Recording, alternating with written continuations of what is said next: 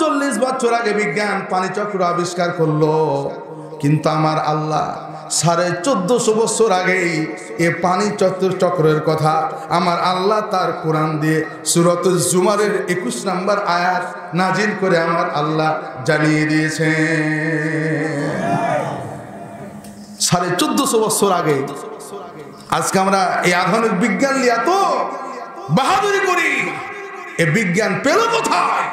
সবাই আল্লাহর কোরআনের কাছে মাথা নত করেছে। কথা বলেন ঠিক কিনা? প্রিয় ভাইরা আমার, ওয়াজআলা লাকুমুস সামআ ওয়াল আবসারা ওয়াল আফঈদা। প্রিয় ভাইরা আমার, বিজ্ঞানের আরেকটা গন্ডগোল ছিল, এতদিন ধরে গন্ডগোল ছিল, সেই গন্ডগোলের নিরসন হয়েছে।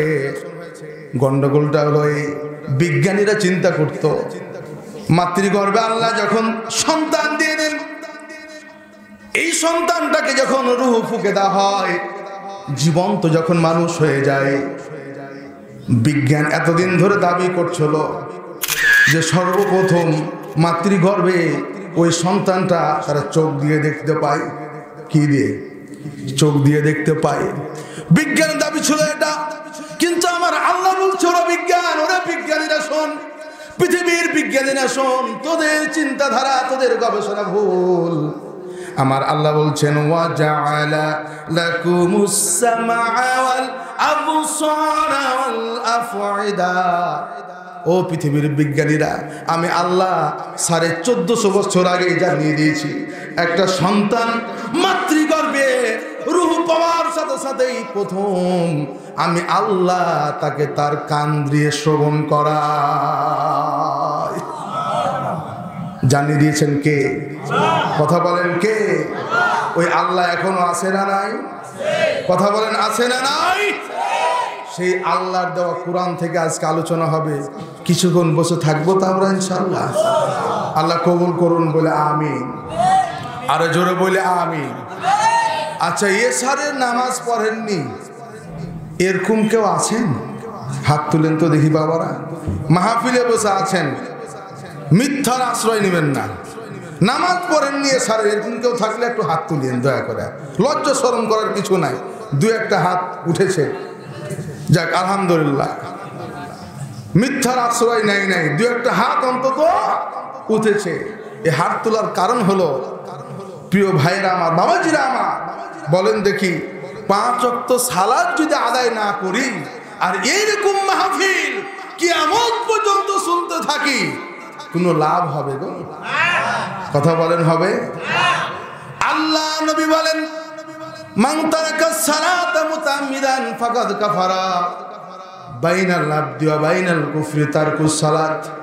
আল্লাহ নবী দুইখানা হাদিস আল্লাহ নবী স্পষ্ট ভাবে জানিয়ে দিয়েছেন, বাইনাল আবদি ওয়া বাইনাল কুফরি তারকুস সালাত। একজন মুসলমান এবং মুশরিকের মধ্যে পার্থক্যকারী হচ্ছে নামাজ। কি? এই যে আপনাদের পাশের গ্রামে হিন্দু ভাইরা আছে না, ওরা কি নামাজ পড়া লাগে? বলেন লাগে? তাহলে আমরা বুঝে যাই ওরা নামাজ পড়া লাগে না, ওদের ধর্মে তাইলে কি হিন্দু? পার্থক্য আছে না নাই?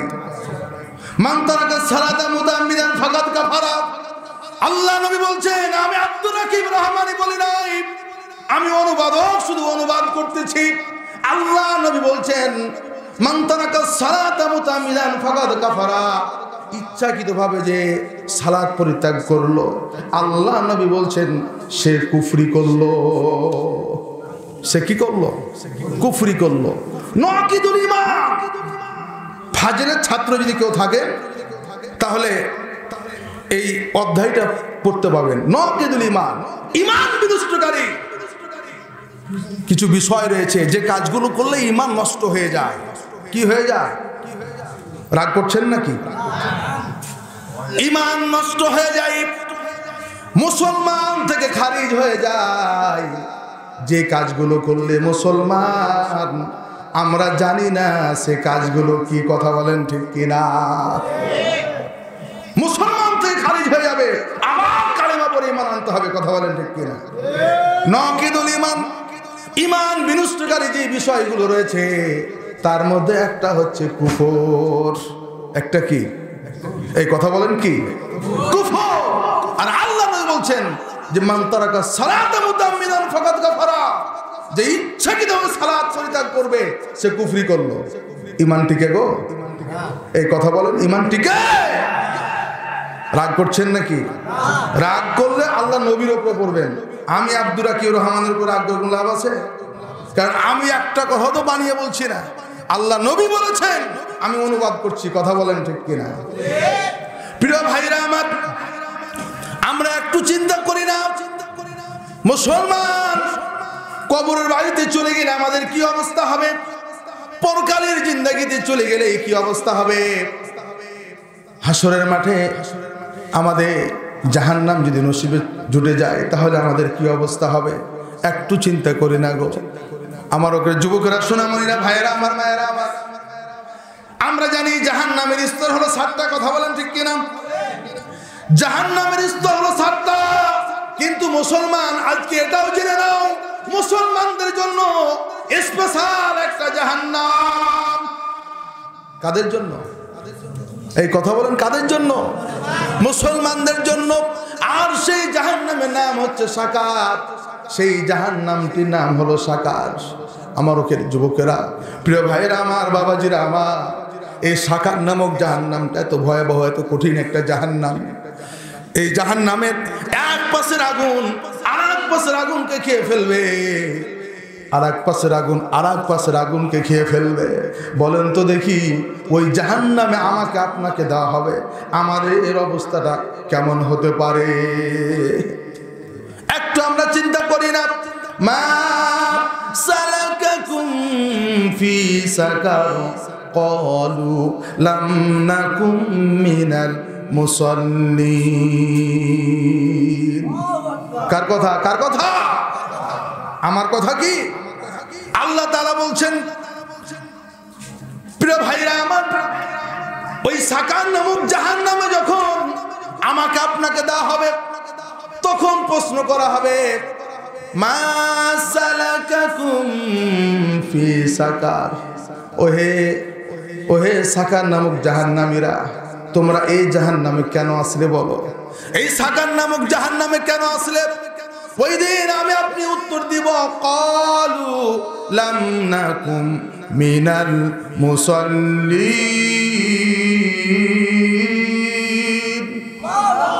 ওই দিন আমি আপনি উত্তর দিব, এই জন্য এই সাকার নামক জাহান্নামে আসলাম, কারণ আমি দুনিয়াতে মুসাল্লি ছিলাম না।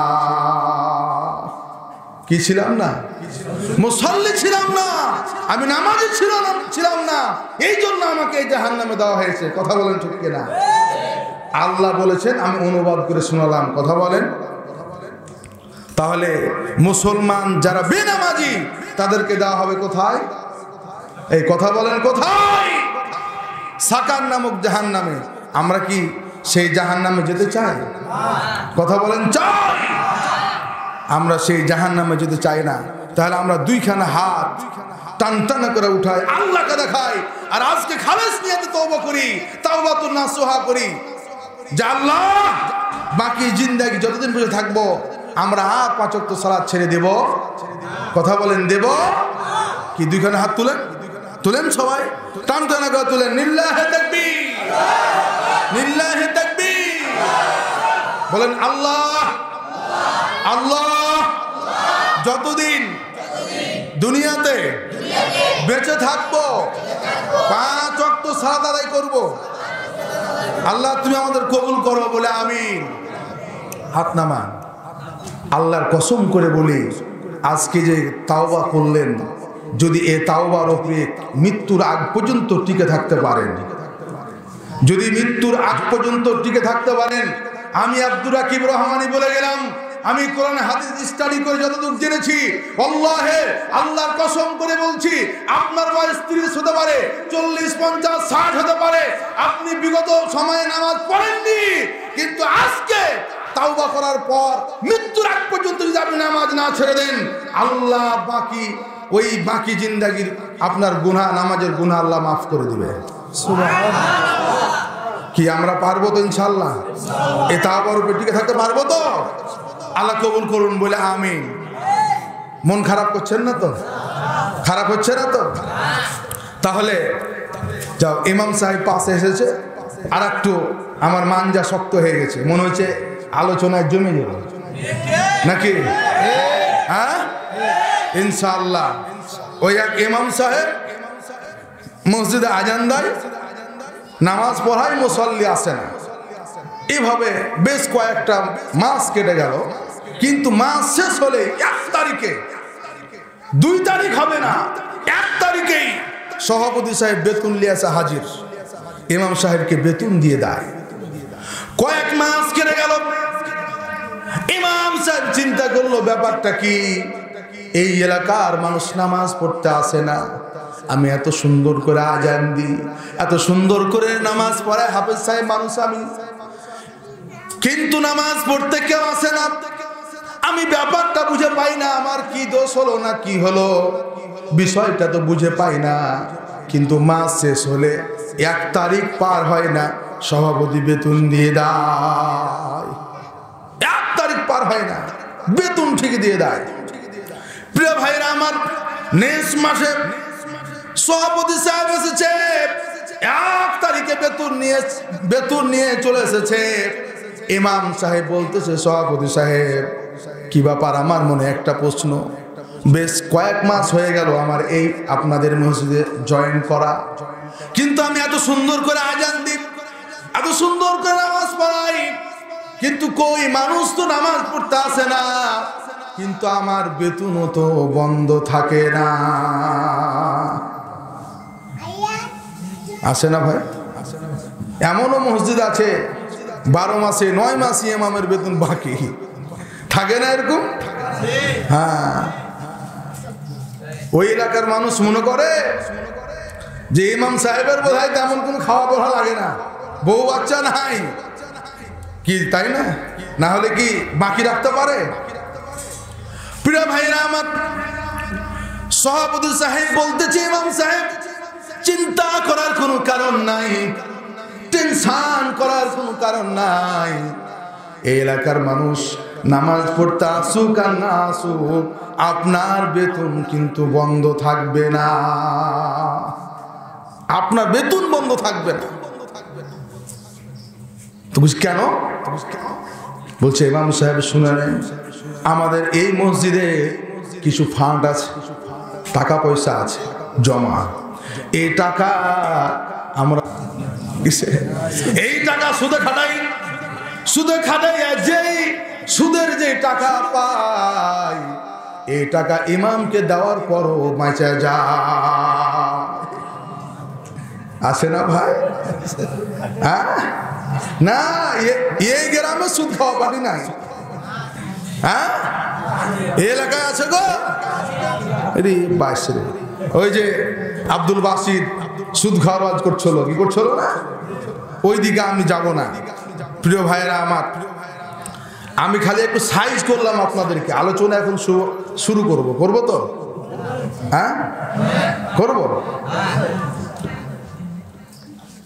পড়েন, বিসমিল্লাহির রাহমানির রহিম।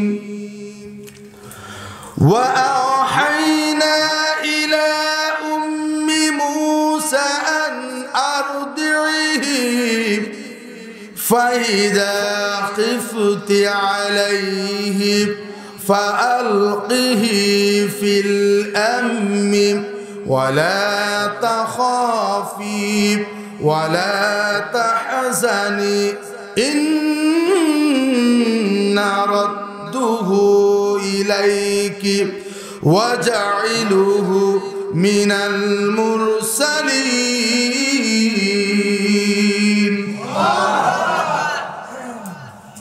সূরাতুল কাসাস 7 নম্বর আয়াত। কয় নম্বর আয়াত?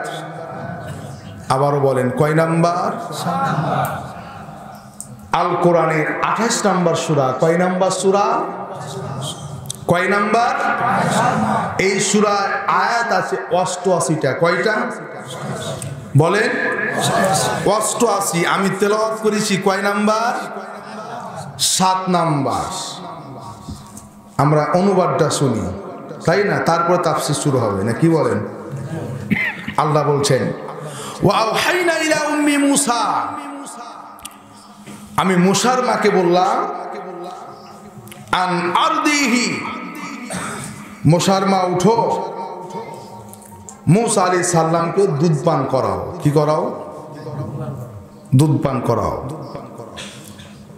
একটি বিষয় বুঝতে হবে, তাফসীরের কয়েকটি রুলস আছে।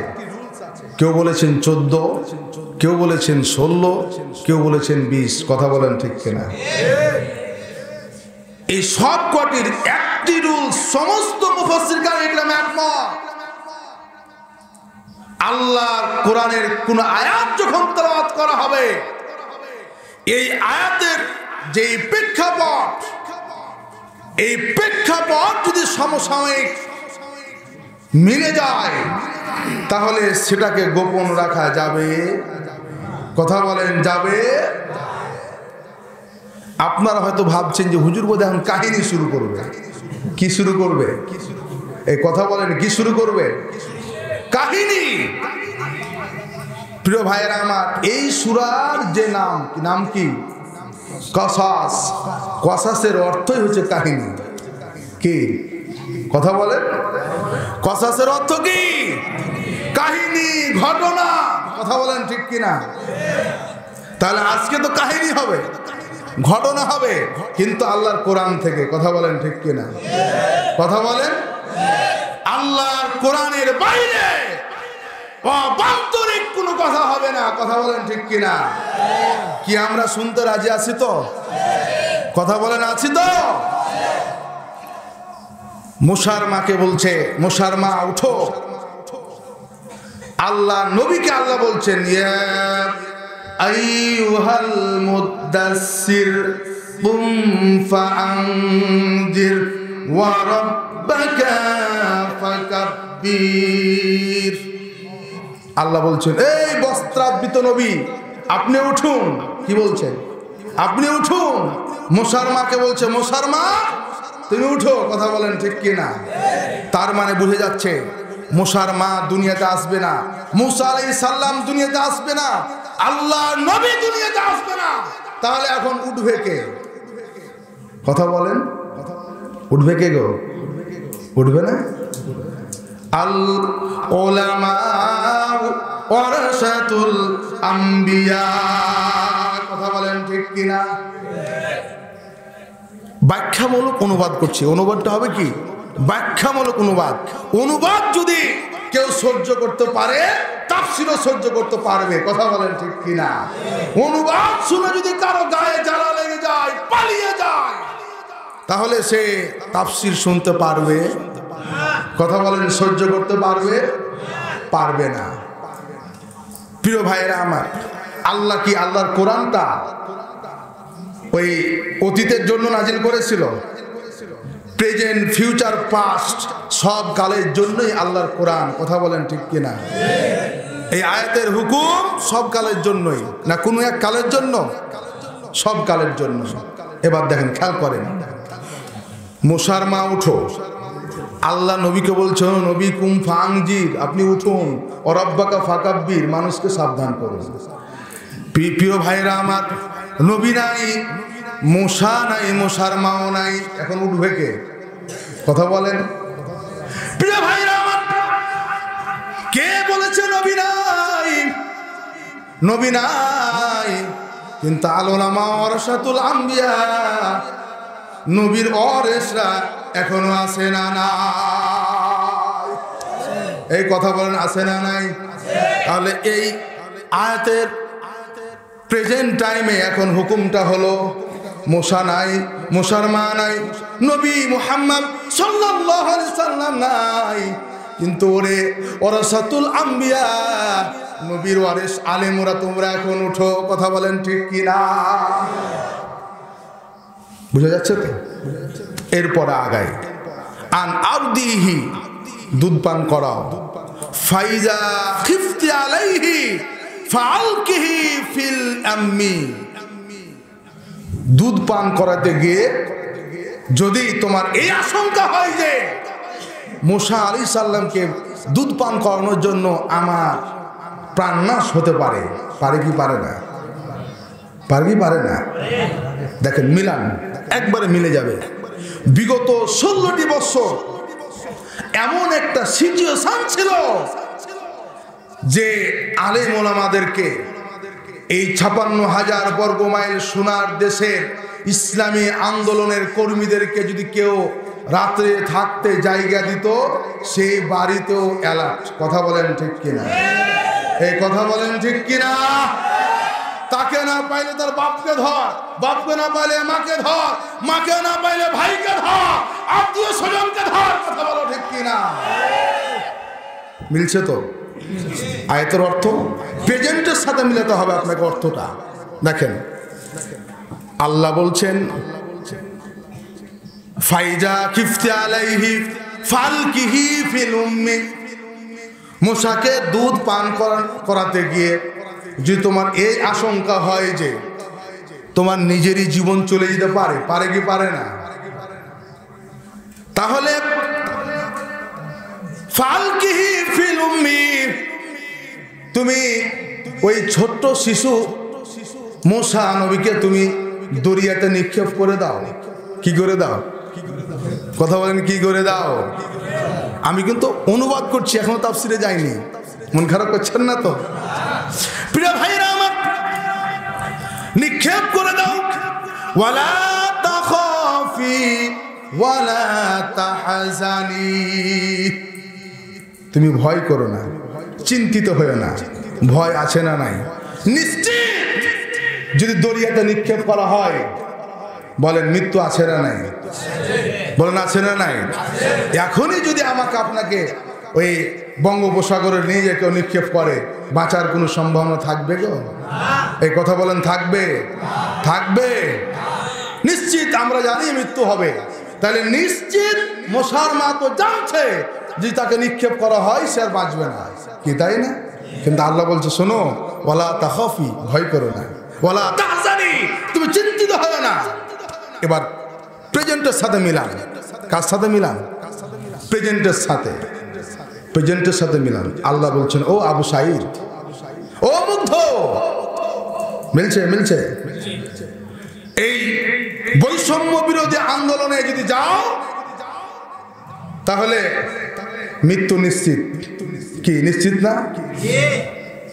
প্রায় 1400-র উপরে আমার দেশের ছেলে মেয়েরা মৃত্যুবরণ করেছে, শহীদ হয়েছে। কথা বলেন ঠিক কিনা? এই ঠিক কিনা?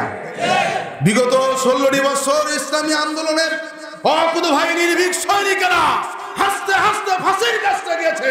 কথা বলেন ঠিক কিনা? জেনে শুনেই গিয়েছে মৃত্যু নিশ্চিত। কথা বলেন, জেনে শুনেই গিয়েছে মৃত্যু নিশ্চিত। আল্লাহ বলছে শোনো, তোমরা জেনে শুনে গিয়েছো নিশ্চিত মৃত্যু। অনেকেই মৃত্যুবরণ করেছে, অনেকে হাত হারিয়েছে, পা হারিয়েছে, চোখ হারিয়েছে, অনেকেই পঙ্গুত্ব বরণ করেছে, অনেকে বিজয়ের বেশে বিজয়ের মালা পরে ফিরে এসেছে। কথা বলেন ঠিক কিনা? আল্লাহ বলছেন ওয়ালা তাখাফি, ভয় করো না, ওয়ালা তাহজানি, চিন্তিত হয়ো না। কেন? ইন্না রাদ্দুহু ইলাইকি ওয়া জাইলুহু মিনাল মুরসালিন। ইন্না, নিশ্চয়। কে বলছে এই কথা? বলেন কে? কি মন খারাপ হচ্ছে নাকি? এই বাবাজি, কি হলো? আচ্ছা আচ্ছা, উঠাউঠি করলে কিন্তু দোয়া করে দিয়ে শেষ করে দেবো। কি ঠিক আছে না? কি বলতো? আয়াতের অনুবাদ চলছে, ভিতরে তো যায়নি, গেছি নাকি? হ্যাঁ, খেলা জমবে আজকে, খুবই চমৎকার খেলা আছে, খেলা হবে। প্রিয় ভাইরা আমার, আল্লাহ বলছেন ইন্না, নিশ্চয়, রাদ্দুহু ইলাইকি ওয়া জাইলুহু মিনাল মুরসালিন। রাদ্দুহু ইলাইকি, আমি তোমাকে আবার ফিরিয়ে দেব। মারহাবা, বলেন না মারহাবা? তুমি ভয় পেও না, চিন্তিত হয়ো না, তুমি নিক্ষেপ করে দাও, আমি আবার তোমাকে ফিরিয়ে দেব। কিসের বেশে? ওয়া জাইলুহু মিনাল মুরসালিন। আমি শুধু মিশরের নবী হিসাবে ফিরিয়ে দিব না, মুসা আলাইহিস সালামকে মিশরের প্রেসিডেন্ট হিসাবে ফিরিয়ে দিব। কথা বলেন ঠিক কিনা? এবার প্রেজেন্টের সাথে মিলান। আমরা বিজয় পেয়েছি, কি পেয়েছি না? এই বিজয় পেয়ে গিয়ে খুব আনন্দিত আমরা। এই কথা বলেন, খুবই আনন্দিত। খুবই আনন্দিত হলে হবে না, কাঙ্ক্ষিত বিজয় আমরা পাই নাই। এই বিজয় হচ্ছে বাক স্বাধীনতার বিজয়। কথা বলেন ঠিক কিনা? প্রকৃত বিজয় হবে সেই দিন, যেই দিন আমরা আল্লাহর এই কোরআনকে আমাদের সংসদের পার্লামেন্টে নিয়ে যেতে পারবো, সেদিন হবে আমাদের প্রকৃত বিজয়। কথা বলেন ঠিক কিনা? কথা বলেন ঠিক কিনা? কারা কারা রাজি আছি দু হাত তুলে দেখাই। লিল্লাহে তাকবীর, লিল্লাহে তাকবীর। আল্লাহ কবুল করুন বলে আমিন। প্রিয় ভাইরা আমার, নচেত আজকে যদি আমরা আবারও কোনো মুনাফিকের সাথে আমরা হাত মিলাই, আল্লাহর কসম করে বলছি, তাহলে এই যে 1400 জন ছাত্র ছাত্রীরা জীবন দিল, এই 1400 ছাত্র ছাত্রীর রক্তের সাথে বেঈমানি করা হবে। কথা বলেন ঠিক কিনা? ওরা ছাত্র মেরে চেয়েছিল থাকতে ক্ষমতায়, ওরা ছাত্র মেরে চেয়েছিল থাকতে ক্ষমতায়, ওরা আলেম মেরে চেয়েছিল থাকতে ক্ষমতায়, থাকিতে পারে নাই। আলেমরা তো পালাই না, জালিম পালাই। আলেমরা তো পালাই না, জালিম পালাই। কথা বলেন ঠিক কিনা? ঠিক কিনা? ওরা সেই 2006 সালের 28 অক্টোবর লাঠি বৈঠা নিয়ে 6 জনকে হত্যা করে লাশের উপরে আনন্দ মিছিল করেছিল। কথা বলেন ঠিক কিনা? লাশের উপরে আনন্দ মিছিল করে ক্ষমতা এসেছিল। এরপরে বিদ্যার বিদ্রোহের নামে এই দেশের সেনা সদস্যদেরকে গণহত্যা চালিয়েছিল। এরপরে শাপলা চত্বরে এই দেশের আলেম ওলামাদেরকে গণহত্যা করেছিল। এরপরে এই দেশের ইসলামী আন্দোলনের অবুধ বাহিনীর সৈনিকদেরকে 11 জনকে ফাঁসির কাস্টে ঝুলিয়েছিল। কথা বলেন ঠিক কিনা? এরপরও তারা ক্ষান্ত হয় নাই। সর্বশেষ এই দেশের আমাদের ছোট্ট ছোট্ট মাসুম বাচ্চাদেরকে তারা, তাদের দাবি ছিল মাত্র বৈষম্য বিরোধী আন্দোলন। কথা বলেন ঠিক কিনা? কিন্তু সেই আন্দোলনেও সেই মুগ্ধ, সেই আবু সাঈদের মতো 1400 জন ছাত্র ছাত্রীকে জীবন দিতে হয়েছে। কথা বলেন ঠিক কিনা? এরপরও কুনি হাসিনা শান্ত হয় নাই, শান্ত হয় নাই। বলেছিল ফায়ার করো, ফায়ার করো। বলে ফায়ার করছি কিন্তু কাম হয় না, যত ফায়ার করি তারা তত আগাই। কথা বলেন ঠিক কিনা? ওরা ছাত্র মেরে চেয়েছিল থাকতে ক্ষমতায়, ওরা আলেম মেরে চেয়েছিল থাকতে ক্ষমতায়, থাকিতে পারে নাই। আলেমরা তো পালাই না, জালিম পালাই। আলেমরা তো পালাই না, জালিম পালাই। ঠিক কিনা? আমার দেশের জনগণ 5 আগস্ট হয়ে গেল জালিমের পতন। ঠিক কিনা? আমার দেশের জনগণ 5 আগস্ট হয়ে গেল জালিমের পতন। সময় ছিল 45 মিনিট, কি তাই না? সময় ছিল 45 মিনিট, গণভবন না ছাড়িলে হইতো রে ফিনিশ। ঠিক কিনা? ম্যাডাম বলছিল 4 বাহিনীর প্রধানকে যে আমাকে একটু সময় দাও, আমি জাতির সামনে অন্তত একটা বক্তব্য দিই। কি দিই? এই কথা বলেন, কি দিই? জাতির সামনে একটা বক্তব্য দিই। ওই দিন 4 বাহিনীর প্রধান বলেছিল, ম্যাডাম জাতির সামনে বক্তব্য দেওয়া তো দূরের কথা, যেই ভাত, গরম ভাত রান্না হয়েছে, এই গরম ভাত খাওয়ার সময় নাই। কথা বলেন ঠিক কিনা? কথা বলেন ঠিক কিনা? এই গরম ভাত খাওয়ার সময় নাই। কেন? এই স্বৈরাচার হাসিনা বিগত 16টি বছরে এই দেশের ইসলামী আন্দোলনের কর্মীদেরকে ইফতার মাহফিলে ইফতার করতে দেয় নাই, আলেম ওলামাদেরকে গ্রেফতার করেছে। কথা বলো ঠিক কিনা? বিশ্বনন্দিত মুফাসসির আল্লামা দেলোয়ার হোসেন সাঈদীকে 13টি বছর জেলখানায় রেখে কি নির্মমভাবে পয়জন পুশ করে ইনজেকশনের মাধ্যমে তাকে দুনিয়া থেকে শেষ করেছে। কথা বলেন ঠিক কিনা? কথা বলেন ঠিক কিনা? তাই চার বাহিনীর প্রধান বলতেছিল, ম্যাডাম আপনার বক্তব্য দেওয়া তো দূরের কথা, যে ভাত দুপুরের সময় রান্না হয়েছে এই গরম ভাত খাওয়ার সময় নাই, কারণ শাহবাগ থেকে আসতেছে গণভবনের ডিস্টেন্স হচ্ছে 45 মিনিট। কয় মিনিট? এই 45 মিনিটের মধ্যেই পালাতে হবে, না হলে হাসিনা তোমার মাথার একটা চুল পর্যন্ত খুঁজে পাওয়া যাবে না। কথা বলেন ঠিক কিনা? ইঁদুরের গর্ত নাই, সে পালাবে কোথায়? ঠিক কিনা? ইঁদুরের গর্ত নাই গণভবনে ভাই, কি তাই না? বিশ্বনন্দিত মুফাসসির আল্লামা দেলোয়ার হোসেন সাঈদী বলেছিল, আলেমদেরকে মৌলবাদ বলো না, মৌলবাদী বলে জঙ্গলিবাদী বলে আলেমদেরকে গালি দিও না, কারণ মৌলবাদ এসেছে মূল থেকে। কি থেকে? এই কথা বলেন, কি থেকে? মূল থেকে। এই যে আম গাছ, এই গাছের মূল আছে কোথায়? বলেন কোথায়? শিকড় আছে কোথায়? ওপরে ডালপালা লতা পাতা গাছ। কথা বলেন ঠিক কিনা? তাহলে আমরা আছি মূলে, আলেমরা আছে কোথায়? কোথায়? মূলে।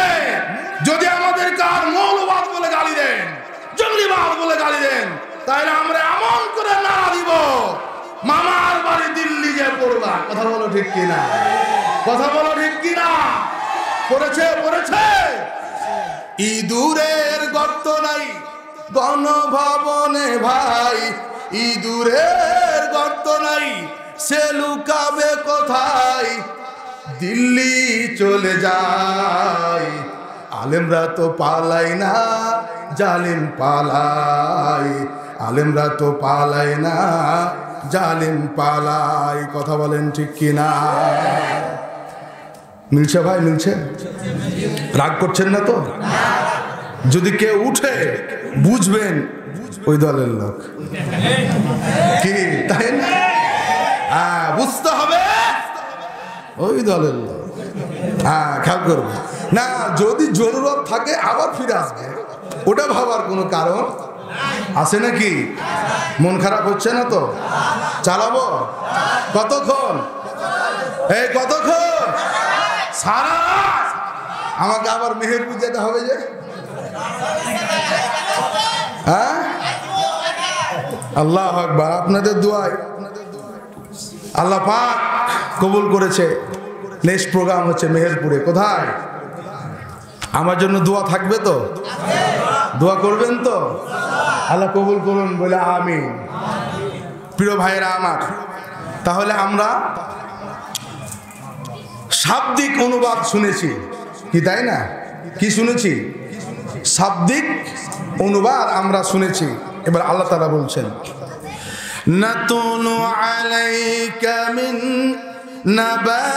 নাবাই মূসা ওয়া ফিরআউনা বিল হক লিকওমি ইউমিনুন।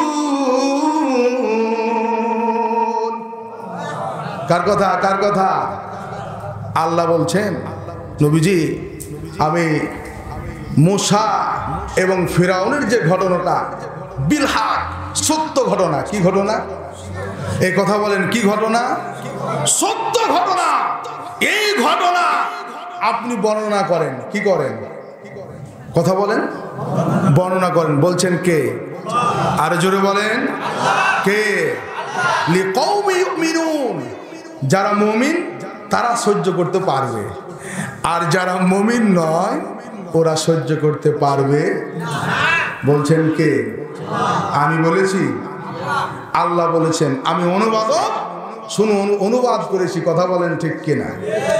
তাহলে আমরা একটু ভিতরে যাই, দেখি মুসা আর ফেরাউনের মধ্যে কি আছে দেখবো। কত বড় সরেজার ছিল ফেরাউন, একটু জানার দরকার আছে তো, আছে না? আচ্ছা বলেন তো, ফেরাউন কি কোনো ব্যক্তির নাম? হ্যাঁ, রাষ্ট্রের নাম? একজন বলছে রাষ্ট্রের নাম। ফেরাউন কার নাম? একজন ব্যক্তি। আহা, আজকে জানালেন ফেরাউন কোন ব্যক্তির নাম নয়।